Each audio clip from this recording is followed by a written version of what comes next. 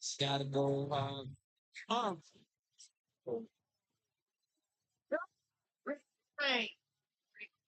Now, what she gives you, it's all off the can. Yeah.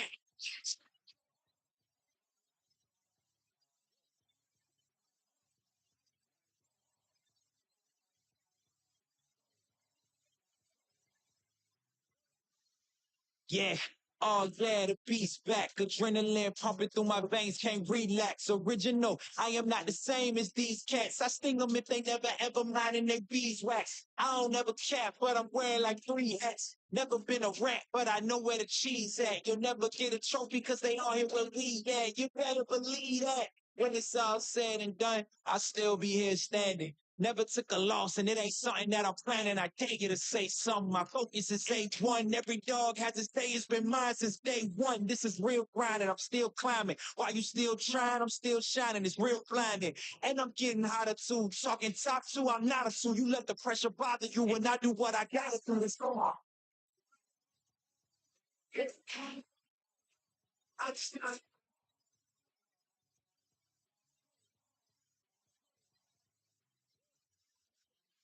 they ain't coming close to me. Flow is on atomic. I'm starting fires the poetry. The artist out. Staying loyal, no falling out. And if you step into the court, be ready. We balling out. Yeah.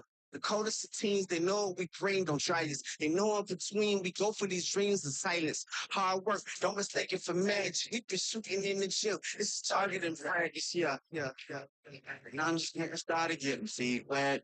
Silent repetition ain't a secret. All facts, all black dress code. Pay me my respect, collecting every get. Oh, bring the pain. Bring the pain. Not what she used to. It's all part of the game. Yeah, touchdown. Yeah, I just gotta go.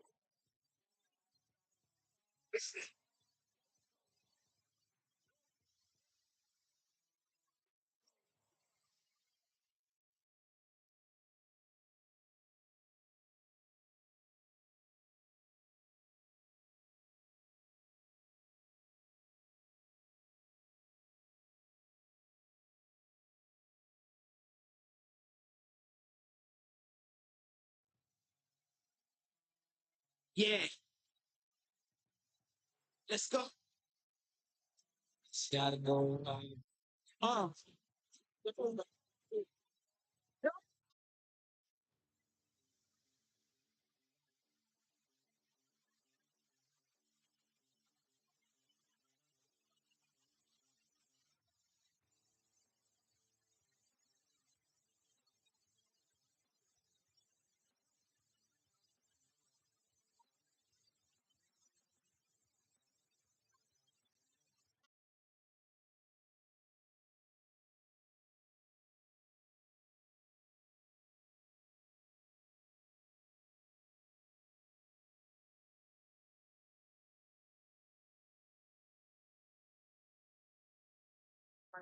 Okay.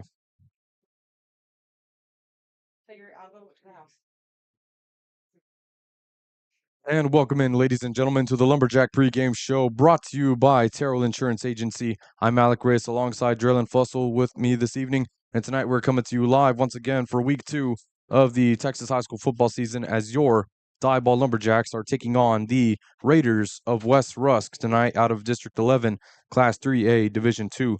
The Diboll Lumberjacks and the Raiders coming in 0-1 coming into this game as we take a look at the Lumberjacks and how they fared last week against Madisonville. It was an upsetting loss by a score of 47-12, but there were a few highlights in that game as junior quarterback Riley Arambula came onto the scene and threw for 2 touchdown passes, both to Tyrese McMillan and to Aaron Robbins. And we also had Xander Arambula carried the rock 15 times for 73 yards, and we also saw defensively Joseph Parrish, the senior defensive end, record a sack, and Aiden Morris recording an interception as well. But it was some things to improve upon offensively for the Jacks is we got to get can't have turnovers.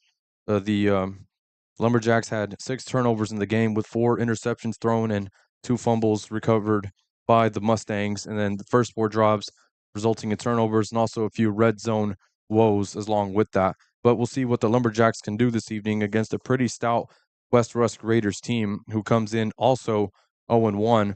Last week, they took Malakoff to the wire for a half before the defending state finalists erupted for 26 unanswered points. They led 14-7 at the half, but then, as I mentioned, Malakoff came back and won the game 33-14.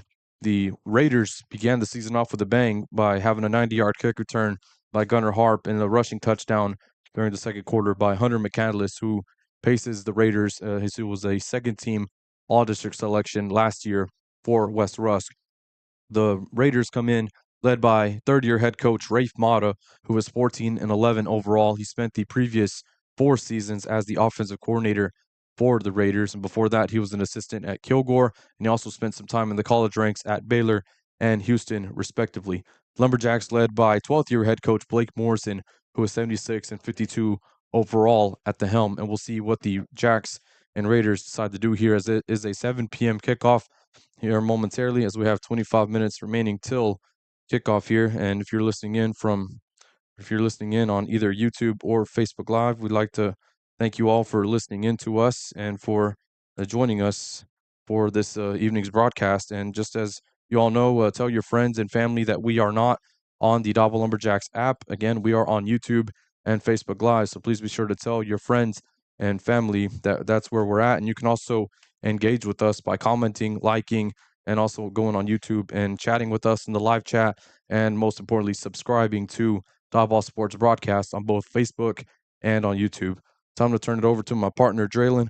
Draylen, week 2 of the Texas High School football season. Glad to have you with me in the booth this evening. Yes, sir. Happy to be here. Happy to be here. Like always, anytime I get we get an opportunity to see the Diboll Lumberjacks play football, it's a wonderful day. So this is our favorite time of year. It's certainly my favorite time of year. As I mentioned last week, you got high school football, college football, NFL football. I think we still got Canadian League going on. Baseball playoffs are getting ready to ramp up. So it's a great time to be a sports fan uh, here in here in Texas. And this game should be an interesting one. Alec, it's going to be interesting to see how this game goes. You remember last year this game started when we played the West Rusk Raiders. The game started out very good. It was quite an entertaining first half, and then second half things kind of spiraled away from Diboll a little bit there in the second half. But hopefully we flip that on its head this year. Hopefully Diboll comes out ready to play, ready to be physical, and turns things around a little bit after that game last week against Madisonville, which was I know a little bit surprising for you and a little bit surprising for everybody up here in the booth. But yeah, should be a good one. I'm looking forward to it.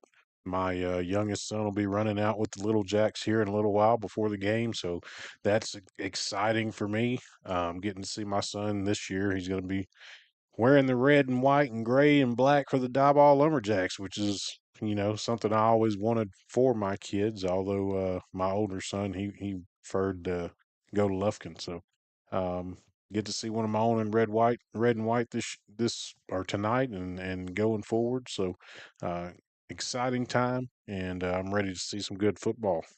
Yes, sir. Absolutely, Draylen. As you mentioned, it's right now it's the most awesome time to be a sports fan. As we have high school, college, and NFL going on. There's an NFL game tonight, actually, all the way in Brazil, as the Kansas City Chiefs and Los Angeles Chargers are going at it in Sao Paulo. So that's pretty awesome to have the NFL crossing borders and playing in games besides the U.S. as they've had games in Mexico, Germany, and adding Brazil to the list. And they're also going to have Australia next year. They'll have a game there as well. So just a lot of sports going on. As you mentioned, CFL is still going strong until November when they'll play for the Grey Cup, and then just all a whole other lesser sports in there as well. Well, not necessarily lesser, but you got a lot going on. You got cross country, swimming. There's also volleyball as well is also in full swing as well. So that's like you said, awesome time to be a sports fan, and we'll see what these Lumberjacks can do here this evening against the Raiders from West Rusk. Yeah, unfortunately, youngest daughter, she plays volleyball up there in Wascom for the Wascom Wildcats, Lady Wildcats, and I have not been able to get up there yet this year. It's been insane. Every weekend seems like there's something going on, and volleyball happens so early in the day. If you want to go up there during the week, you have to take off an entire day of work just to get there in time. But uh, hopefully, she's doing well. They have another tournament this weekend in Hawkins, Texas. So they've been doing very well. I know she's been excited about their improvement. So, and I've heard a lot of good things about the Diboll Lady Jacks volleyball team. I know they have looked very strong to start this season and look like they could be making quite a run this year as well. So, just a lot of good things happening right now, man. It's a great time of year. It's a great time to be a lumberjack, honestly, and it's just you know awesome time. And Yeah, absolutely. You talked about Diboll volleyball. If you want to catch them in action, they've been playing in the YMBL tournament in Beaumont this weekend. They were competing yesterday, and then they'll play tomorrow as well. So you want to drive on down to Beaumont to catch the Lady Jacks perform, you may go and do that as well and support the Lady Jacks. And also with cross country going in full swing, they also have their second meet of the season tomorrow in Huntsville, as they'll be running in the Sam Houston race tomorrow as well. So all around, other than football, you got other sports going on such as volleyball and cross country. Myself being a teacher at PCA, we have our swim team, and they're gonna have their first meet next weekend, I believe. So you got swim in the area as well for anyone competing in that. So yeah, just all the way around, any sport you can possibly think of, there's probably an event going on for it. what grade are you teaching over at PCA now, Alex? So I'm a high school teacher there, and I teach business management. And since it's an electives course, I see all the grade levels from freshmen through seniors, and it's pretty fun. Yeah, that's awesome. So Braden, actually, my youngest, he goes to PC. He attends PCA right now. He's still, he's in the fifth grade. So obviously, you haven't seen him walk in the halls. If you had, I'm sure you'd have heard about him. So anyways, he's a handful and a mess, but he's gonna get to run out with the Lumberjacks tonight, so he's super excited about that. But going back to just kind of the overall sports landscape, we had some pretty exciting college football matchups last week. I'm sure you checked those out. That's right. We absolutely did. And unfortunately for our Texas Longhorns, Draylon, it didn't come out on the win column on that one. Arch Manning had a rough debut against the defending champion Ohio State Buckeyes, but despite the loss, I did see some pretty good things out of the Longhorns. And honestly, holding the Buckeyes to 14 points, I see as a huge win, and seeing that the Texas defense is still going to remain strong this year. And then also, too, and this is just my opinion, but I didn't believe the hype with Arch Manning going into the season. I think later on he will be a decent QB, obviously given the name that he has on the back of his jersey, but that's not all. He has to go out and prove it, and he's said it time and time again in multiple media interviews that he's got to go out and prove it. Just because he's a Manning, it doesn't mean he's going to be great just like that. He's got to work for it. So, despite the rough debut with Arch Manning, I think offensively they'll get it going, and hopefully they can make a 15. Texas Ohio State, one of the huge marquee matchups, didn't go in our favor, but hey, you still got hopefully 15 more games to play. Yeah, what I saw with Arch, man, just you saw a young quarterback. You saw a guy, yes, he's been in that this is his third year technically in college, but you saw a kid that hasn't played a ton of football at this high of a level, and you could kind of see his feet, man. He was very, very choppy, very nervous in the pocket, and ran himself into some pressures. And really, his mechanics just kind of abandoned him at times. So he'll get that worked out. They have a few what should be easy games here starting tomorrow. So hopefully he'll get that worked out. The rest of the Texas Longhorns team of line looked very good. I know that was a question mark for most people coming into the season. Not so much in my eyes because I know DJ Campbell has started over 30 games. Connor Stroh has started a lot of games. Trevor Gooseby over at left tackle, he didn't start a ton of games. I think he started 4 or 5 last year, but he looked every bit like a number one or a first round draft pick in the games he did play. So I wasn't too concerned about the offensive line, but they actually showed probably better than I thought with running up over 160 yards rushing in the ball game. And then the defensive line was rebuilt. We brought in 5 transfers. We had a couple younger guys transfer out. We only returned actually 1 defensive tackle from last year's team. And but the rebuilt defensive line looked excellent. The guys we brought in, just you can tell they fit the scheme very well. You got 6 guys on that defensive tackle position right now that are 330 plus pounds. So there's a lot of beef there. The pass rush, the one thing I was a little disappointed about, the pass rush. I didn't see the I didn't see Texas able to get to Ohio State in that game. They just could not get back there, which to Ohio State's credit, they did a good job getting rid of the football. But yeah, not too worried about the Longhorns. The Aggies, I thought, also impressed. The Texas A&M Aggies, they had a most people wouldn't necessarily consider it what you call a tough matchup, but in reality, it was. I mean, UT San Antonio down there, they have Jeff Traylor has done a great job with that program, put a really solid team together, really tough. Those kids play super, super hard for Coach Traylor. And, that first half, they were fired up. It reminded me a lot of when UTSA played Texas last year. Just they come out, they play with their hair on fire, they make plays, and the depth of the Aggies and overall talent of the Aggies outlasted them into that second half, and the Aggies kind of put their foot down, and that's what you expect from good football teams. But UTSA, I thought, put up a good fight against what looks to be an extremely strong Aggies football team. Yeah, absolutely. As you brought up, UTSA having Jeff Traylor be their coach, it's no surprise given Traylor's background as a Texas high school football coach, which he is, which he has roots planted in Gilmer, and then from there, going from bouncing around from Texas to SMU to Arkansas, back to UTSA, and he has made it a priority to put Texas high school football as this priority for as far as recruiting and establishing relationships with the coaches and whatnot. And it's just been incredible to see the impact and the culture that Jeff Traylor has implemented in UTS. It's a mantra that he's followed that's followed real closely to what Matt Rule did at Temple and still does. And Colby Carthel at SFA implements a similar similar mantra as well, where they award their best players and toughest players, those who embody their program with the single digits, and even some will be awarded with double digit numbers. So, with a tough, and so anytime you're getting playing against a Jeff Traylor led team, you're going to expect their best shot. And seeing how the Aggies did in that game, I mean, even though they surrendered 24 points, it doesn't matter. UTSA is a pretty impressive team, and the Aggies are going to be much improved as well.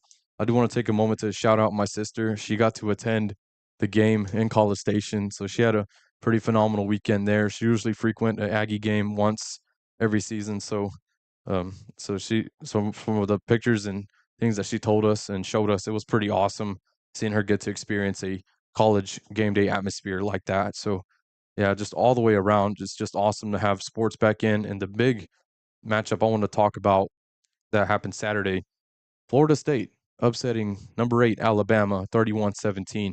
Thomas Castellanos, the transfer from Boston College, really backed up the talk, and look what he did. Some people are speculating that that Florida State ended the Alabama dynasty, but to me, it's too early to tell. Well, I guess we'll just see what happens, but that caught me off guard.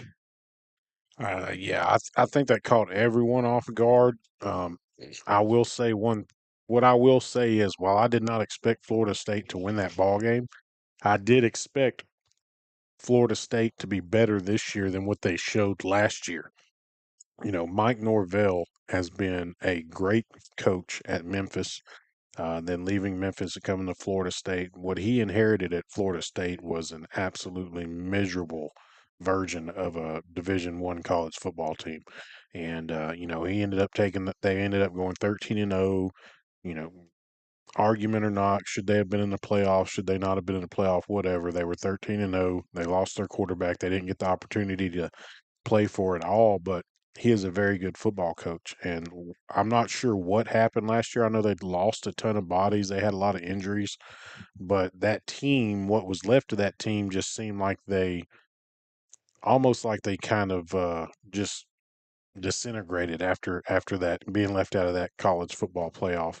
But they looked extremely fast, extremely physical, extremely aggressive, all traits of an outstanding college football team. And they really put it all together against Alabama. And uh, Castellanos, which Castellanos, they kept calling him on TV, which drives me crazy. But uh, that kid is really good, man. I watched him the last 2 seasons at Boston College. You don't get to see him on TV much, but even in the opener last year against Florida State over in Ireland, I mean, the dude is a, I mean, he plays really good football. He plays a really good brand of football, really fun to watch, and maybe he's not going to be, honestly, he's got some Russell Wilson in him, man. Like Russell Wilson when he was at North Carolina State, like just run. He can run all over the field. He's exciting, but he's built solid. He's built thick. He can take hits.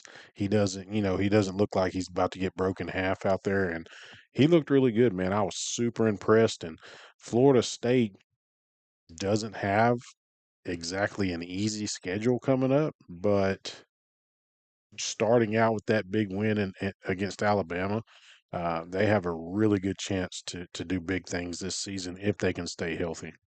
Absolutely, and that'll remain to be seen, just as with pretty much any college football team, and with this in this era of the 12-team playoff, any given Saturday, anything can happen, as we've seen time and time again. Especially if you look back at the '07 season, I think last season was kind of similar to that in a way. So with it being wide open, it's going to be interesting to see how the college football landscape uh, evens out from now until the national championship game in January, as we're going to circle back around here to Lumberjack Stadium, deep in the heart of East Texas, as it looks like both the Raiders and Lumberjacks have made their way out of the locker room and they're getting their last few warm-ups in before they take the field. So before we get any further, Draylon, what would you say are your keys to the game this evening?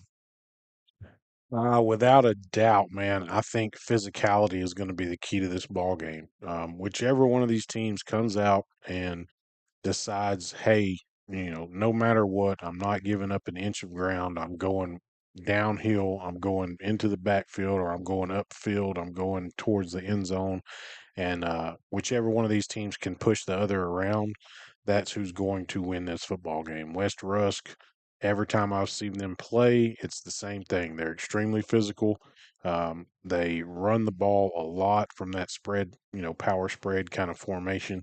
Um, and they just get after you for 4 quarters. They get after your butt. And if you don't have the strength, the determination, the will to stand up and play for 4 straight quarters, then and bow your neck and really put your foot in the ground and drive and push back, then they're eventually going to wear you down. So Diboll has to show tonight that they are the tougher team, that they're the more physical team, that they're ready to stick their nose in there, stick their hat in there, and hit the ball carrier and keep punching and keep fighting and keep working for 4 quarters. Um, if they do that, then they're very, very much talented enough to win this ball game. If not, then second half we could see them get worn down and similar to last season. But I mean, we'll see. West Rusk is a talented football team for sure. This is going to be a interesting game to watch. Absolutely, Draylon. For me, as far as keys to the game, for me, it's really simple. Just go get back to basics, block correctly, tackle correctly, and then everything else will take care of itself. When I played for Coach Morrison, he always preached about doing the little things correctly, and he was always about doing things right. So I think if the guys can just follow their assignments, whether it be blocking, tackling, getting the right angle on the ball carrier, whatever it may be, just follow every little thing to a T, and eventually and hopefully these guys can pull out the W and find the win column for the first time this season. So that's pretty much it for me, is the just going back to basics, keep it simple, do what you got to do and do your job to the best of your ability. Well, that's what it takes. Football is a team sport. This isn't, basketball where you can have one really, really great player can just really turn your entire team around and maybe take you a lot further than anybody thought possible. Even in the a great player can just really turn your entire team around and maybe take you a lot further than anybody thought possible. Even in at the small school unit of what Morrison has been coaching these guys up to do, kind of show their head tonight. Because I mean I'm sure we sit up here and we can critique these young men out there busting their butt all day long, but and I'm sure film study may not have been the most comfortable place to be last weekend, but they're going to go out there and bust their butt and try hard and show up for their family and everybody here wearing red, white, and gray. So, super excited to see them how they bounce back tonight. This is a good team. This is a good measuring stick for the rest of the season, and hopefully they get out there and bust somebody in the mouth and pull this win off. See what the Lumberjacks and Raiders can do as we're about 5 minutes left until kickoff. Just want to take a moment to recognize all of our sponsors who have made this broadcast this evening possible. I'd like to thank Terrell Insurance Agency. I'd like to thank Terrell Insurance Agency for being our scoreboard sponsor and presenting sponsor. Thank them for all that they do for the Diboll Lumberjack community and for the city of Diboll as a whole. Also from Mueller Incorporated. We'd also like to thank Cotton Co. They supplied both of us with awesome shirts as well as Jared. So I'd like to thank Cotton Co. for providing us with awesome. So thank you, Cotton Co. PPR Industrial Services. Thank you, Casey Strickland, for sponsoring this broadcast, and also thank you to the Jack Backers and to C4 Media Productions. Without any of these sponsors, this broadcast would not be possible this evening, as the Little Jacks just took the field running out of the inflatable, and the Lumberjacks will follow behind. As right now on the other side of the field, the Raiders have made their way out of their inflatable, and the Lumberjacks will follow along momentarily. So again, I'd like to just thank everyone for listening in, whether you're listening live from the Diboll Sports Broadcast Facebook page or on YouTube. I'd like to give a shout out to Zach, who's listening in on YouTube. He says, "Let's go Diboll." Zach, we appreciate you for listening in, and we'll see what the Lumberjacks can do here as they take the field here with less than 4 minutes to go until kickoff. It is a 7 p.m. kickoff. Last week was 7:30, I guess, to beat the heat. But so far, it's really partly cloudy skies and good weather outside. This summer hasn't really been. The summer has not been that hot, so it's perfect weather for football here. And both the Lumberjacks and Raiders both taking their spots on the sideline before the national anthem. We're not listening. We're not on the app this year. We're on YouTube and on Facebook. Just go to Diboll Sports Broadcast on both of them. Please be sure to like, comment, and subscribe, and leave a comment in the live chat or on Facebook, and just let us all know where you're listening in from. I'd like to give a shout out to my Theo Alex, who is listening in all the way from Calhoun, Georgia. So appreciate you, Theo Alex, for listening in. I love you, and thank you for listening this evening to your nephew. So the Lumberjacks and Raiders, again, they're on the sideline this evening as the national anthem is about to be played here at Lumberjack Stadium. So we'll take a moment to pause for that to be played as we're going into the waning minutes of the Lumberjack pregame show, brought to you by Terrell Insurance Agency.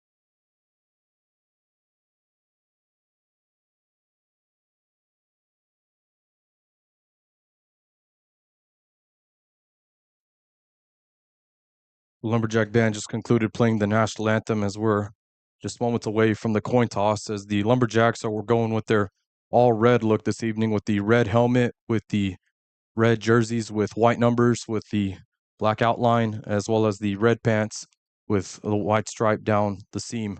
For the West Rusk Raiders, they're wearing their Columbia blue helmets with the white jersey with Columbia blue letters and numbers, as well as white pants. So the captains heading out for the Lumberjacks. Looks like it will be Jackson Taylor and Jamarcus Nieves as they're at midfield. And the Raiders will have 4 captains. One of them is the special captain who wears the number 37. The number 37 has a lot of significance for the city of New London, as that number honors the victims of the 1937 school explosion. So that's an awesome way to honor the lives lost. So that's how the Raiders honor the victims of that. So also out there for the Raiders is Tristan Castillo, as well as Ryder Stanley, and also Axel Sipes. So the referee talking these things over with both the captains for the teams.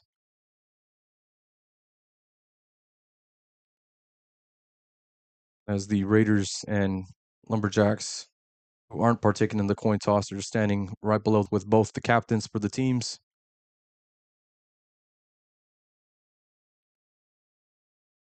As the Raiders and Lumberjacks, who aren't partaking in the Yeah, once again, right here in from Lumberjack Stadium in Diboll, Texas, here at the Sawmill, we're about to see the Lumberjacks and the West Rusk Raiders kick off, and hopefully see some good football tonight, Alec, and see Diboll come out and kind of rebound from last week and pull out a win here and get this season headed back in the right direction. Yep, we'll see how they can do here. The best thing to do is just put last week behind you and focus on the Raiders and just hitting them in the mouth up front and seeing the opponent across from you. And Trace McMillan has taken his spot on the far side. Ty Jones over on the near side above the numbers as the kickoff listening in. And Scott also commented in asking to hear the band play the national anthem. Unfortunately, we don't have a crowd mic, so Raiders kickoff units on the field now. Looks like it'll be Luis Abelardo being squared away. And it's going to be a short pooch kick, and it's going to be fair caught at about the 30-yard line by Kieran Butters. And that's where the Lumberjacks are going to set up 1st and 10 here in this second game of the season. And put some points on the board and get this game started off on the right leg, on the right foot. So 1st and 10 from the 32-yard line. Here come the Jacks. So on 1st and 10 for the Lumberjacks, they'll go with the shotgun set. It's to Carlos Sanchez, the senior athlete or Arambula. A Lumberjack loses his head on the play. That's Andres Montoya, as Arambula is going to be brought down right at the line of gain to bring up 2nd down and 10. But DeCarlos Sanchez under center taking snaps, which Under center, he's got 2 receivers to his left, one to the right, as Carlos Sanchez will keep it on the zone read, as he will be brought down for about a gain of 1 on the play. So it's going to bring up. Yeah, just a little zone read play there. Sanchez pulls the ball, heads to the left side, and just not much. Down and 8 from their own 34-yard line. The Jacks break the huddle. They'll go with the same formation in the shotgun. Once again, Sanchez at quarterback. Sanchez taking the snap. It's a pass. He's going to drop back, and he's going to connect with his target, Tyrese McMillan, who breaks a tackle, and he's getting loose. Here he goes. He's got one man to beat. Stiff arm, and he's going to be brought down inside Raider territory at the 12-yard line for a Lumberjack 1st down. What a play to get started. Just an awesome pass there from DeCarlos Sanchez. Great pocket. The offensive line did a wonderful job, and McMillan streaking up the seam there, and DeCarlos Sanchez puts it right on him. Just a bullet pass about 20 yards downfield. McMillan breaks 1 tackle, takes it down the sideline. Almost got a score right there. 1st and 10 Lumberjacks in the red zone. So Lumberjacks are on the 15-yard line of West Rusk as Sanchez looks to the sideline, and the Lumberjacks are going to have to burn a timeout. There must have been some miscommunication there for the offense. Yeah, I'm not sure. Morrison saw something he didn't like, whether that was a wrong formation or something, but he didn't like it, so they're going to call a timeout here. And it's a kind of important timeout there. You got to burn in the 1st quarter, but hey, we're on the 15-yard line, and you're looking, you're trying to start off very well here in the 1st quarter, so I don't mind him spending that timeout to make sure we get the correct play call in here. So 3 plays in, and the Lumberjacks are on the Raider 15-yard line. with 10:14 left to go in this first quarter of action. Again, I'd like to thank you all for listening in, whether you're listening in on YouTube or on Facebook Live. My Theo Andy commented on YouTube. He said he could have been Diboll's best football player, but he was failing in PE. So, Theo Andy, thank you for listening in and for leaving your comment and for engaging with us. We really appreciate that. So the Raiders defense is back out on the field, and the Lumberjacks still having final discussions as Coach Taylor, the offensive coordinator for Diboll, is telling them the last few orders, and here we go. So once again, 1st and 10 for the Lumberjacks on the Raider 15-yard line. Again, they're moving left to right for the listeners back at home. It's Carlos Sanchez with a bubble screen to Dill. He breaks the tackle, and he's going to be brought down by 2 Raiders inside of the 9-yard line for a real good pickup of 6 on the play. It's going to bring up 2nd down and 4. That was a very nice job by Dill. DeCarlos Sanchez just whips the ball out there in a hurry. And the West Rush Raider was right up on Dill. Dill catches the pass, steps right through his arms, and runs upfield for 5.5 to 6 yards right there. I mean, just a really nice play, really nice effort by Kiwi Dill. And he's also coming back from injury as he sat out last week. So welcome back, Dill. 2nd down and 4 from the Raider 9-yard line. It's a 2-receiver set. Sanchez is just going to take it himself, try to bounce it outside, shed the tackle, and he'll be brought down right at the 8-yard line. So Sanchez picks up a yard on the play. It's going to bring up 3rd down and 3 for the Jacks. Yeah, Sanchez tries to take it around the right side there, but West Rusk, Gunnar Harp, a wide receiver DB, he's only a sophomore, big kid, 6'1". He comes downhill in a hurry right there and avoids a block and forces DeCarlos to go try to turn upfield. So DeCarlos gets knocked down for about a gain of 1. 3rd down and short here for Diboll, knocking on the door early. Ball spotted on the right hash on the Raider 8-yard line. Sanchez in the shotgun with Xander Rambula to his right. Sanchez going to keep it again, making a few jukes, making a few cuts, and he's going to be brought down right at the shadow of the 6-yard line.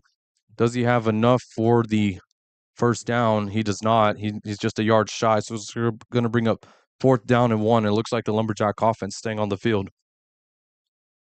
Yeah, a little bit of a small hole opened up there, and Sanchez tried to squirt through it and was met there after about 2.5 yards. So 4th down and short here. Diboll need to convert this and get that 1st down inside the 5-yard line. So here we go, 4th down and 1 for the Lumberjacks on the Raider 6-yard line. Sanchez in the shotgun. He's going to keep it himself, and it's going to be close. The Raiders are saying that they got the stop, and it looks like they do. It looks like the Raider coaches are happy about it, and it will be a turnover on downs for the Lumberjacks, and the Raiders will have it deep in their own territory. Tried to run the same play there, it looked like, from my vantage point, which is essentially a quarterback wrap play. Just took too much time in the backfield. By the time he faked the handoff and tried to get upfield, West Rusk was bringing the house and had several guys in the backfield there. Good job by him just getting back to the line of scrimmage, but 1st and 10 West Rusk. So here comes the Raider offense, led by quarterback Judson Dotson, who's going to hand it off on the jet sweep to his back. He's going to be brought down for a gain of 2 on the play. On the carry that time was Caden Landon, who was brought down by the Lumberjacks, and there was a flag. It looks like there was a flag on the far side of the field. Yes, there is. Couldn't see what it was. That I saw the flag early, right as the runner was breaking to the outside. So we'll have to see what the call is, but it was thrown there on the far side of the field where the play was going to. So it looks like the referee's coming up now. Looks like we're going to have holding on West Rusk. So this should be about a half the distance penalty since they're at the 6-yard line. So probably replay 1st down, 1st and about 13 or so for the Raiders. So they're still taking time to spot the ball afterward, and they're going to spot it down at the Raider 3-yard line after the penalty. So see what the Jacks can do here with the Raiders backed up in their own end zone. The Lumberjacks with the 4th down lineman look as it's another handoff to the running back. On the carry that time, looks like it's Rhett Jackson getting the handoff from Judson Dotson as he's going to get back to the 9-yard line. So it's going to bring up 2nd down and about 7 to go for the Raiders.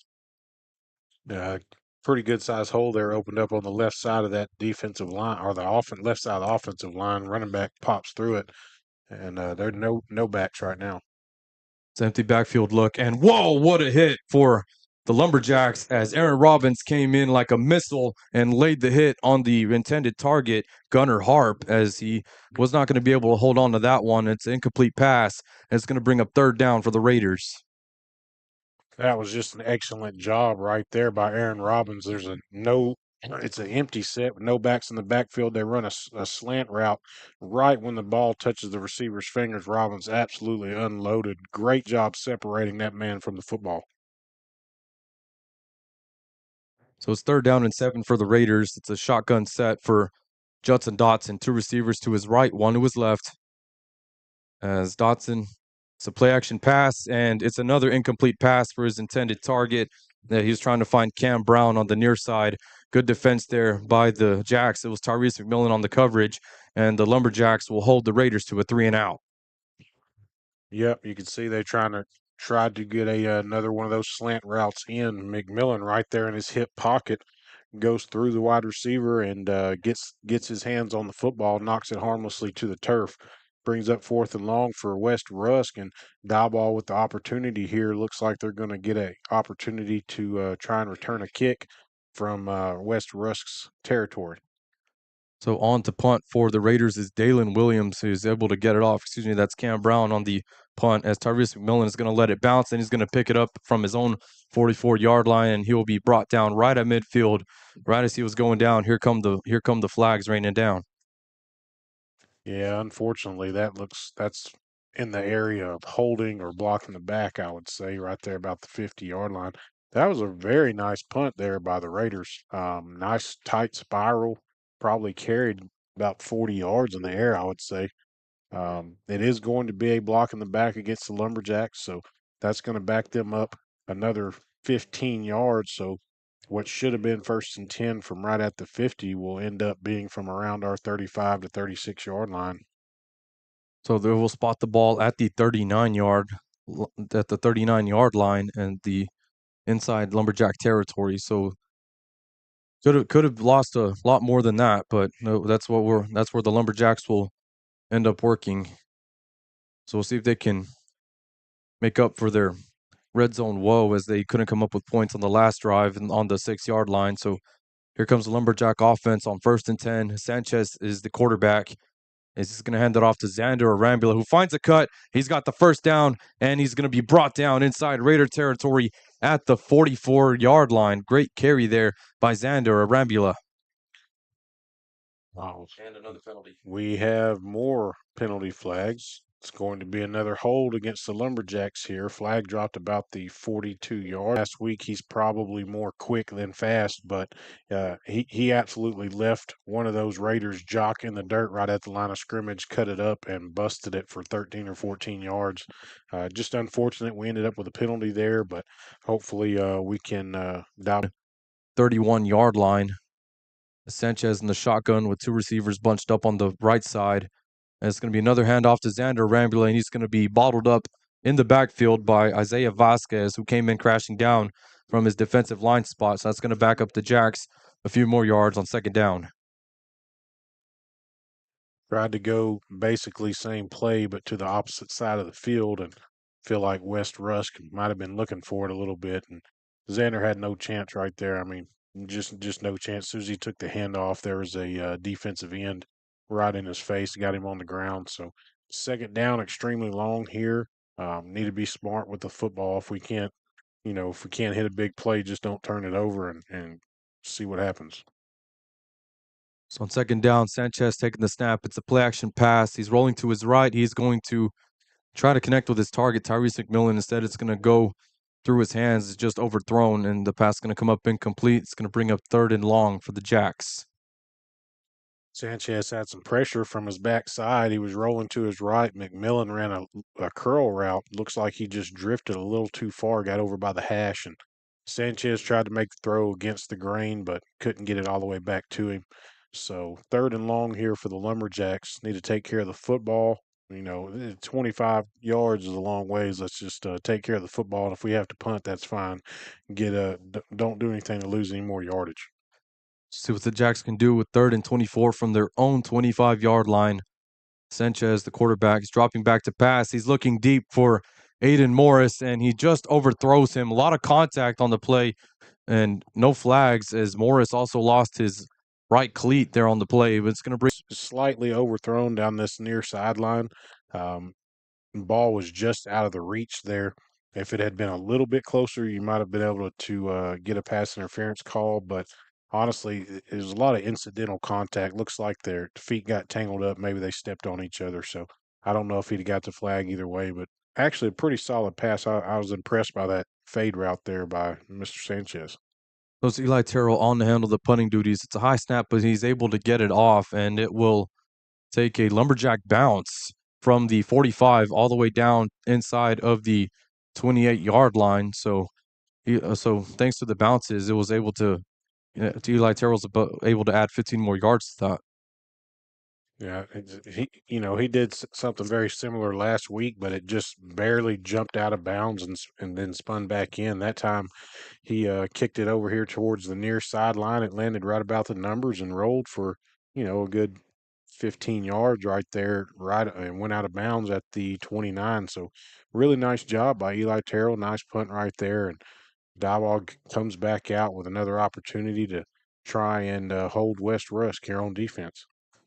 So the Raiders will have the ball on their own 29-yard line after the punt. Judson Dotson, the quarterback, is going to hand it off to the back. He's trying to find running room. Instead, he's going to carry Ty Jones with him, but Jones will get the upper hand and bring him down for a loss of about 2 on the play. So good stop there for Ty Jones, and a few Lumberjacks coming in to do mop-up duty. It's going to bring up 2nd down.